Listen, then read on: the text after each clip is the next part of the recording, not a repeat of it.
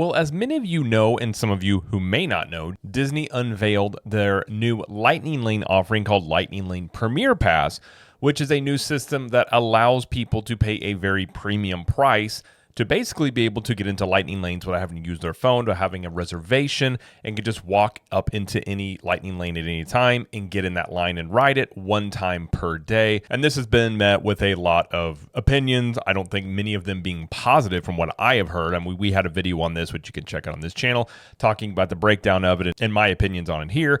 But I was actually in the midst of doing the, crunching the numbers to compare the Premier Pass with a VIP tour, because I had made the argument that I felt like in that tier of people that could afford the Premier Pass, that they might as well or would be more likely to do a VIP tour. Well, while I was in the middle of that, I came across this article from WDWNT that actually does the math here for me. So I figured I might as well save myself the trouble and just use their data here and talk about it and give some thoughts on it. So that's what we're going to do. So hi, I'm Jared with Capture the Magic. And again, this is from WDWNT. And it says Disney World Value Comparison, Lightning Lane Multipass versus Premier Pass versus VIP Tour. Walt Disney World has announced a new line skipping option with a high price tag. The Premier Pass, which will cost from $129 to $449 per person, and it depends on the park, the cheapest one being Animal Kingdom, the most expensive one being Magic Kingdom, grants one-time access to the Lightning Lane queue for every attraction that offers it. The price point range means that in most cases, a Premier Pass will cost more than a one-day park ticket. And then they ask the question, is Lightning Lane Premier Pass the best value for your money? With this new information, we broke down all the options for optimizing your Walt Disney World day to determine the best value for your money. So for this option, we'll consider the value for a guest who purchases both the multi-pass and the available single passes. The multi-pass gives guests the ability to pre-book up to 3 attractions at once. Basically works just like how FastPass Plus used to work. And for the purpose of this comparison, we will assume that the guests will use the multi-pass at 3 attractions. Another option is a private VIP tour. Tours are priced starting at $450 per hour for a minimum of 7 hours, but you can have up to 10 people in a VIP tour. That's the other part about that. For comparison purposes, we'll use the base rate of $3,150, which includes up to 10 guests. We will also only compare the value of the attraction access and not any other perks offered. So first, we're going to go into Magic Kingdom here. So the Lightning Lane Multipass and individual, the Multipass, $20. This does vary depending on the day, but this is just I think they just picked a day and just made it all even. So Multipass, $20. Seven Dwarfs Mine Train is a $10 single pass, and Tron is a $20 single pass. Potential number of attractions is 5. The Lightning Lane Premier Pass would be $329, and the potential number of attractions is $20. But when we break this down, looking at the multi-pass, single pass, Premier Pass, and VIP tour, so the price per person, obviously multi-pass and single pass can be much cheaper. Premier Pass being $329 and a VIP tour being $315. And again, this is a group of 10. Price per family of 4 is got $200 here and then over $1,300 on Premier. And obviously it would be way more expensive if you only had 4 people on a VIP tour per person. And then they have the overall price for 10 people. Premier Pass would be a little bit over $3,200 and a VIP tour would be under $3,200. Magic Kingdom, if you can get a group of 10, it's actually cheaper just to do a VIP tour, which is very interesting. But let's go over to Epcot here. So Lightning Lane Multipass and individual, it would be $15. Guardians of the Galaxy would be $14. So the potential number of attractions there, it says 4. Lightning Lane Premier Pass would be $169, and the potential number of attractions would be 11. And we break this down in a chart here. We have everything there. Lightning Lane Premier would be $169. VIP Tour would be $315 per person. But again, when you're breaking these numbers down, you can park hop with this and you get front of line access. So it's, not that much more for a VIP tour at that level per person. So while a VIP tour is more, expensive at Epcot per se, but again, you have a lot more things available with the VIP tour. We go to Hollywood Studios. Multi-pass is $20. Star Wars Rise of the Resistance is $20 for the single pass there. Potential number of attractions would be 4. Lightning Lane Premier Pass would be $269, and the potential number of attractions would be 14. So you break this one down. It's not as much of a value compared to Magic Kingdom, but again, the Premier Pass, $269, a VIP tour would be $315. So you can see the cost breakdown there. Over to Animal Kingdom, which I think is the park that I don't understand why you would probably get the Premier Pass for Animal Kingdom, but we'll talk about here in a minute as to why, in my opinion. But Lightning Lane Multi-Pass and individual. Multi-Pass is $15. Avatar Flight of Passage. Single pass is $13. Potential number of attractions is 4. Lightning Lane Premier Pass would be $129 for Animal Kingdom, with the potential number of attractions being 10. So we see this breakdown here with the VIP tour and versus the $129 for the Premier Pass there. So then they go into what is the best value overall. So each option offers different advantages regardless of the park in which they are used, as illustrated in the table below. So you can see here, allows park hopping. You get park hopping with multi-pass and VIP tour. Anyone can buy. I mean, you're limited on Premier Passes. Only those staying at deluxe resorts can purchase it. So this one, anybody can purchase a VIP tour or a multi-pass or individual passes. Premier Pass, you don't have to schedule, nor do you have to with VIP tours. And the potential number of rides, you're talking with the multi-pass and individual, 3 plus, single pass. So basically, you're guaranteed at least the 3 rides with multi-pass when you schedule those.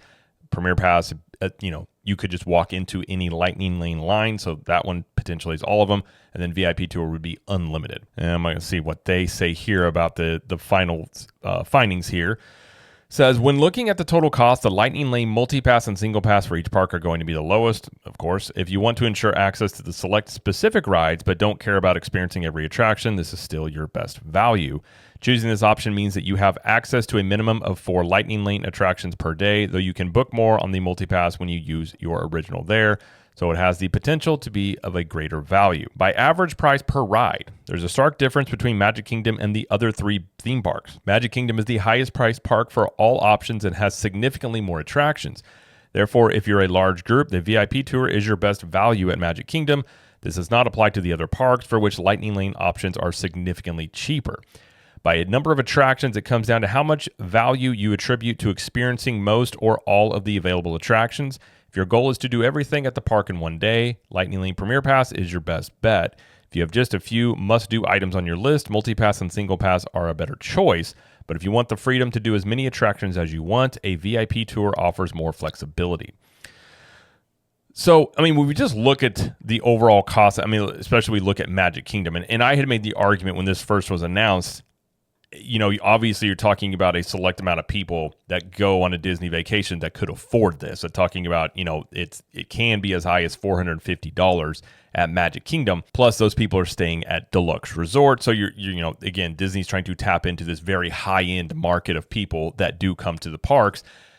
I just don't understand why those people, again, in this case here, let's say you have a group of 10 you're able to get, but let's say it's even a group of 5 or whatever. I'm curious about the difference in price there of those people to begin with, because if it's me, and I'm looking at Premier Pass versus a VIP tour, and let's say, obviously with the Premier Pass, it's only per park. So if you want to do Premier Pass in all of those parks on your vacation, you're obviously going to be spending a significant amount of money on that if you're purchasing it all of 4 parks. But if you do a VIP tour, you can potentially, in one day, in 7 hours, you could probably, I would assume, if you go hard enough and fast enough, you could ride every ride at Disney World or get close to it, at least the ones that you really, really want to ride, because you not only can park hop, you're able to get, you get private transportation to any of the other parks. They'll take you back entrances. You get front of the line access, and there's no limit on the amount of rides that you can ride. Actually, I think they maybe limit you like 3 or 4. I don't think you can just sit there continuously and go through the same ride again, but you can ride an attraction more than one time on a VIP tour. Plus, you have a guide. You have somebody that, we've seen them push strollers before. There's food involved. So it's basically white glove service. I just feel like for those people, even if it is more money for a VIP tour, I think in a lot of ways you can make a really good argument that it's a better value, because you may not have to do an extra park day on something like this. I'm very curious about the Premier Pass. I have my criticisms. I think it's in many ways a cash grab when you're talking about Disney and wanting to show some at least stability on their bottom line, especially after they said in their last earnings report that they were looking at mid-single digit losses in terms of revenue and profit. I'm not going to make any predictions about how it's going to go over, because I think a lot of people look at this and say that's crazy, but Disney doesn't much think probably what you and I think about Premier Pass. They're going after people that have a lot of discretionary income. So they're not looking at this in terms of a cost. They're looking at this in terms of more of a convenience. And I do know some very wealthy people, and they do view the world a bit differently. They view everything money allows them the freedom to, get more time and, not spend as much time waiting in line. So, sometimes they operate much differently on that level. But I'm thinking if you're thinking already in that mindset, a VIP tour just makes a lot more sense, at least in my eyes, in terms of what you would get for your money. So I think breaking this down, again, this is obviously talking about if you can get 10 people. If you're not able to do that, I'm curious about the price difference there in terms of people that can afford Premier Pass, splurging a little bit more on a VIP tour. Again, I think you can make a pretty good argument that makes way more sense to do versus getting the Premier Pass. So I don't really know. It's hard to gauge where the demand for this Premier Pass is because, again, you're talking about a group of people that it's different than how most people are going to go about the parks. You have to book a VIP tour, ahead of time. I'm not really sure on how far ahead you have to do that or what those things are. So that's another thing you'd have to think about. To me, it seems like the Premier Pass is perhaps something there when, again, you have this discretionary income. You see it's a really busy day at Magic Kingdom. Let's just get the Premier Pass and let's just write all this stuff and not worry about it. And I kind of feel like that's the way it's built for, is people that just don't know a lot about the parks and they're just like, let's just do the Premier Pass because we can just write all this stuff, and they're not necessarily in the loop on it makes more sense to do a VIP tour or how does it look with Lightning Lane multi-pass versus single pass. It's like you're basically paying a very high tax for simplicity. You don't have to be on your phone.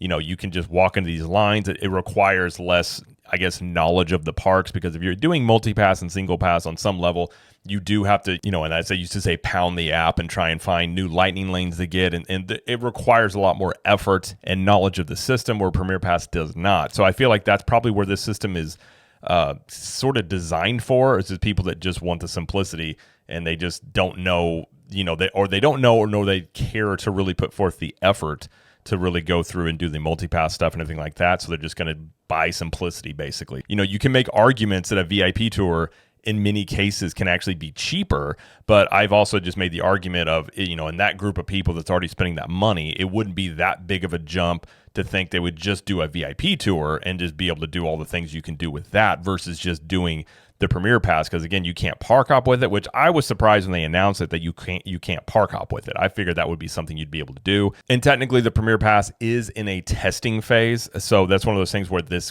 likely or could possibly be tweaked in many different ways in terms of the prices or maybe some of the offerings or perks with it. Or it very well just could be they try it out for a test phase, it doesn't do much, and they just sort of get rid of it and move along. Disney has done this before with different things. Like I said in the previous video about it, they used to do some they had some canopies or cabanas in Tomorrowland at one point, which I don't remember the price on them. They were very expensive. It was a very weird thing.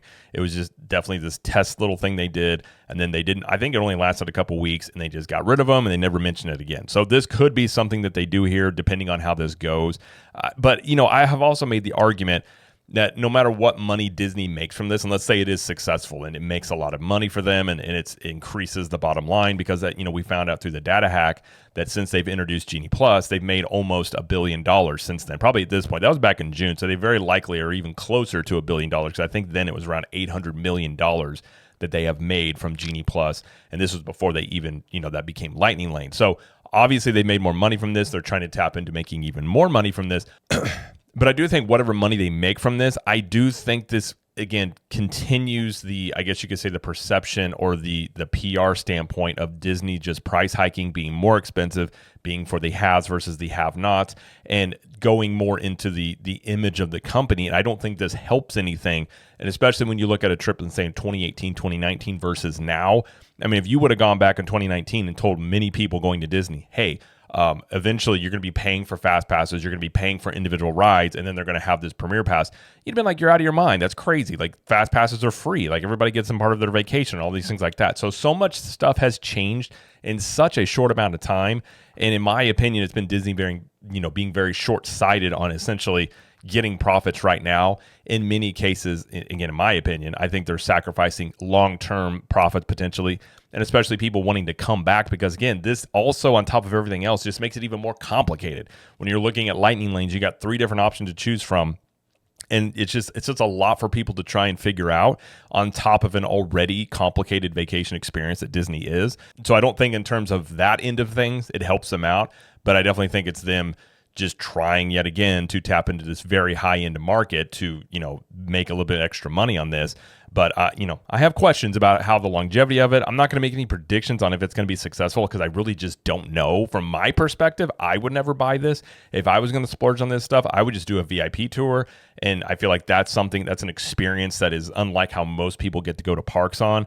And so if it was me, that's what I would spend my money on versus the Premier Passes. But, I don't know how these people are going to purchase it, if they're going to be interested in it. So it's going to be interesting to see how that is utilized, or if people do buy it. I don't think Disney's going to necessarily announce this, and again, we don't even know publicly from them how much money they made from Genie Plus and Lightning Lane. It's just we found out through those data hacks how much money they have made. But I suppose if it has gone over well, they would probably mention this in their fiscal earnings reports and things like that. But at least in this video, we kind of have a breakdown of what this looks like versus a VIP tour. And if you are one of those people that are looking at potentially doing a Premier Pass, I would be very curious with if you didn't know this or with the information about VIP tours out there.